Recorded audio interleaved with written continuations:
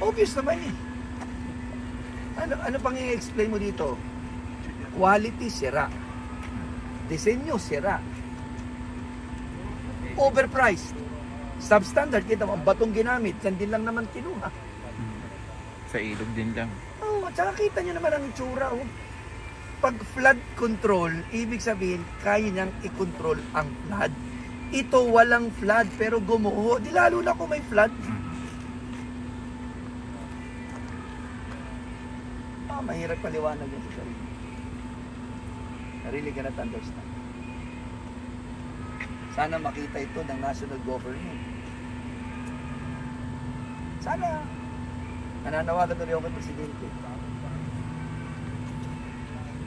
Flood control ito, Mr. President, pero wala akong flood na mapipigilan ng ganitong klaseng gawa.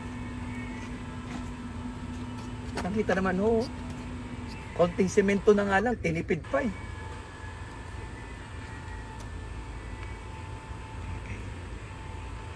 Ang budget ng Kapitolyo isang taon ay 2.9 billion. Nandun na lahat ng sweldo, gasto sa ospital, pagkain, lahat ng supplies, lahat ng pagawaing bayan. Ito po, 1 billion, 1 kilometro.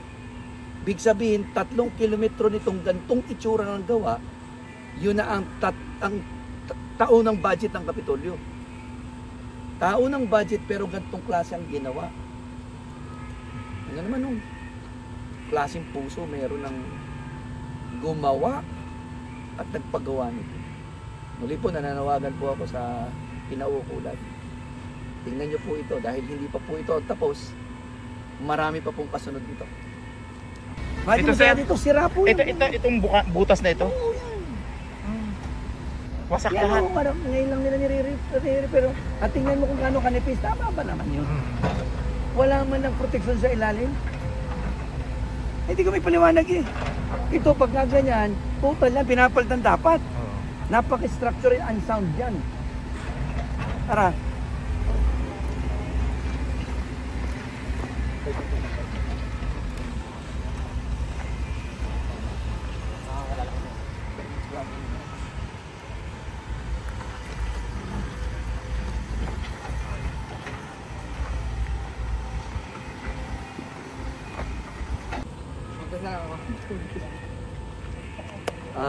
Sa haba na ho ng aking nilalakbay dito, ako po'y lubos na nagpapasalamat.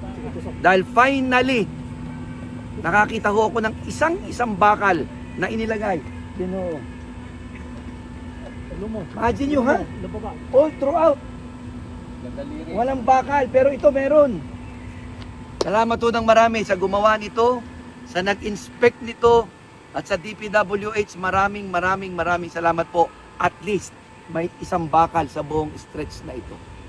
Pero ang tanong, ito bang isang bakal na ito ay sapat? Kayo na ho ang sumagot. Grabe, nakapangilabot to. Sub-base course. Ibig sabihin dapat may Graba. compaction Saka siya. dapat pare, graba ang ilalim yan. Hindi naman po, may compaction material siya dapat, composition siya dapat na compaction material. So ibig sabihin dapat yan may lahok na parang binding material. Dito po parang wala eh. Kalupa lang yan, putik nga ari yun. So ito yung semento ng dike. So sobrang nipis. Oh, wala na. Sobrang nipis. Parang nilahidan laang. Di ba?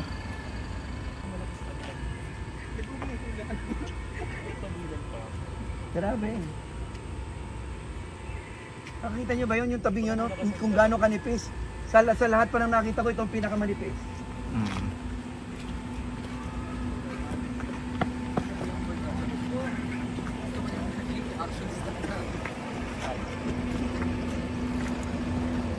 Yung ito. Siguro naman nga, pwede na itong maibentang panutsa sa Batangas. Mr. President, tignan nyo naman ho. At ito po ay pumasa sa Quality Assurance Unit ng Department of Public Works and Highways. Pumasa sa mga inspeksyon.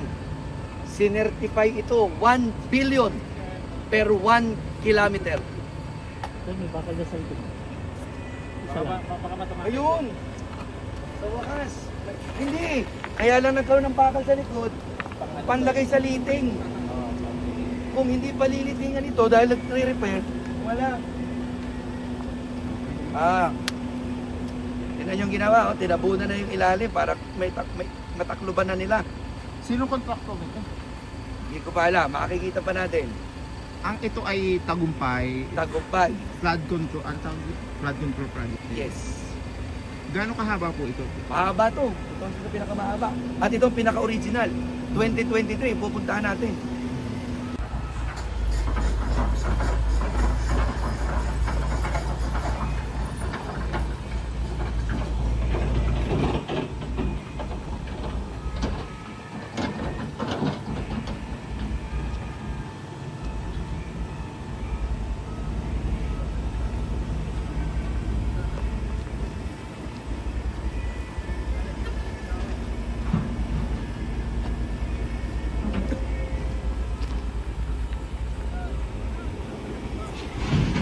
Pwede natin hanapin na sa kung function nito. Dapat ito meron yan. Ganyan, yan. Kaya nga, dapat may compaction. Dapat may compaction.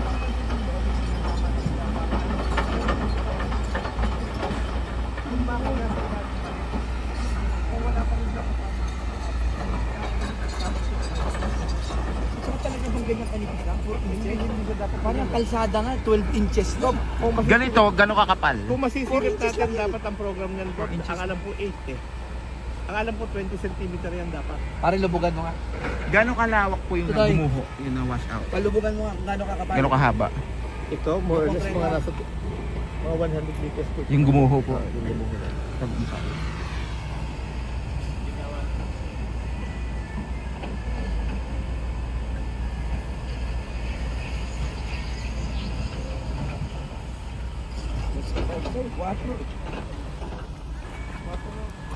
Quatro. 4 inches lang. 4 inches. Dapat- Wala pa nga. So, ito yung actual din eh. Tagilid. Pero dapat po, 8. 8 ang kapal. Depende sa specification. So dapat i-present nila yung ano, yung plano. Ito yung mga... Yung plano. Pero 4 inches, eh hindi talaga ano yun. Hindi. Ang kalsada nga ngayon ay ordinaryong kalsada. Ah. Wala nang 4 inches ngayon, 12 inches na. Tapos itong dike, At kung alin ang protection dike na tubig na rumaraga sa ang kalaban mo, ganyang kanipis. Ano? Yes pa naman.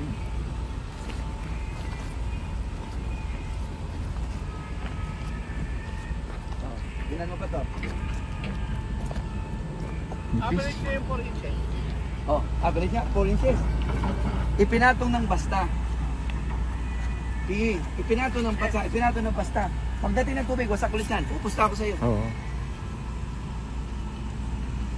Eh, ano kalambot yan? Yung base preparation. Dapat ang base preparation niya, nakakompact yan. Para ang semento, hindi gagalaw sa ilalim. Lalatagan mo ng ganyan ang itsura. Buhaghag.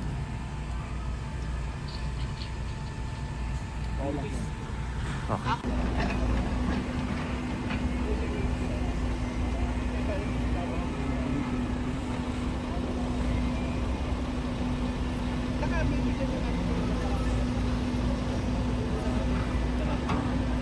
Ang ng pundasyon.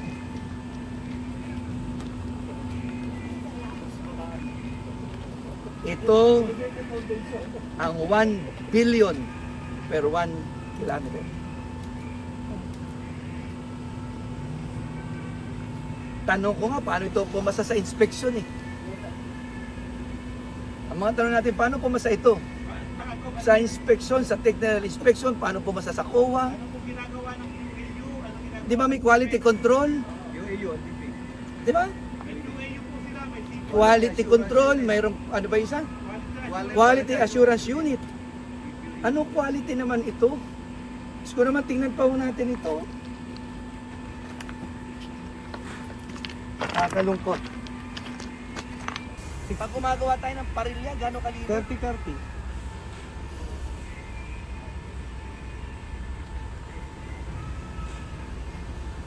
Palang part na idadami. Hindi namin nakita na yung Grabe ito oh. Pansinin nyo, normally, flood control.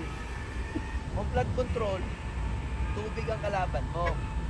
Babanata mo ng 12 mm na bakal. Hindi ako inhinyero ha. Pero hindi yan tama. Ikalawa, tingnan nyo. Yung mga cross section niya na nilalagyan ng pahalang. Ito, every 60 meter, 60 centimeter, dapat yan, ilang ng 1 dito pang paglalala ng ganyan. Paano hindi bibitaw? Hindi ko ba makakita ang seat pile hanggang ngayon eh. May seat pile ba ito? Wala ako nakikita yun. Malamang kung meron yan, hindi nasa ano. Ayun o, doon pa hoy nakapatong doon sa ginagawang yun. Sa ilalim yun. Wala ako.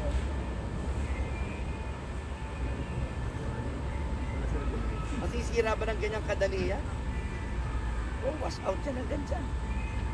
Yung kabila o paspasan sila. Tingnan natin kung gaano ka-actual nilang ginagawa pagpapato. Natatanggal. Oo nga. Ito yung tagumpay. Ako. Tagumpay area. Ito na po yung real site niya dapat. Ha? Ito na yung real site niya. So, medyo kapos po ito yung design. Kaya lang walang baka. Ang nipis.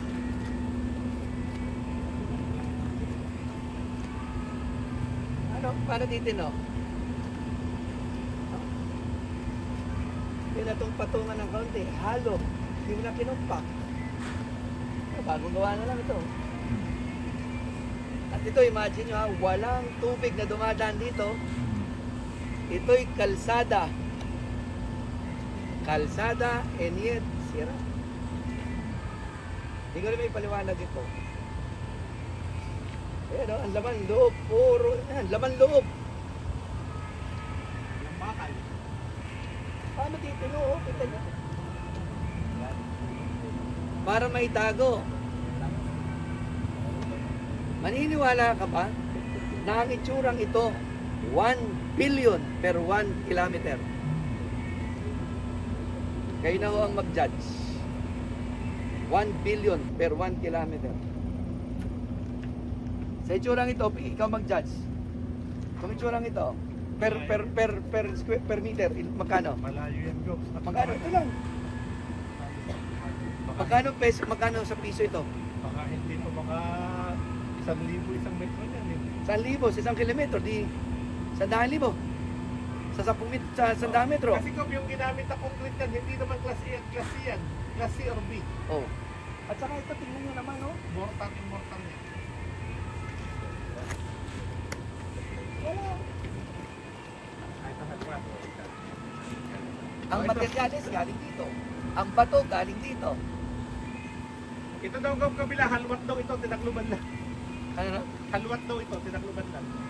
Halwat ito lahat. Yan. Kaya may taklog, kaya may tambak. Halwat ito. Ha. Pwede natin silipin. Pwede natin ito silipin. Mahukay natin, ayun naman po. Kanino ba ko yun? Kanila? Sa kanila. Ay, ayoko. At tayo, magkalkala ng konti. Naman. Pala ka na ng konti.